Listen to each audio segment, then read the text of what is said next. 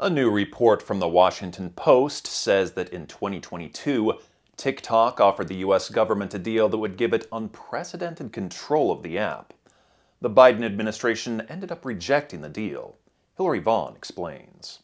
The Biden administration rejected a deal that would have given them partial control over TikTok, a compromise that TikTok thought might help them avoid an all-out ban. But it didn't ultimately solve the problem, which is TikTok is owned by a Beijing-based business, which means the Chinese Communist Party has influence over it. The Washington Post reports the deal on the table would give the U.S. government veto power over each new hire at TikTok, let a defense contractor monitor TikTok's source code, and give the feds a kill switch to shut down the app if anything were to go haywire. But a senior Biden administration official telling the Post the only acceptable option is completely cutting off TikTok from China for national security concerns, saying they, quote, determined more than a year ago that the solution proposed by the parties at the time would be insufficient to address the serious national security risks presented. It became clear that divestment from its foreign ownership was and remains necessary. Republicans say this half-measure fix floated by TikTok would have made the U.S. operate just like the CCP. Why would we choose to do what TikTok has already done?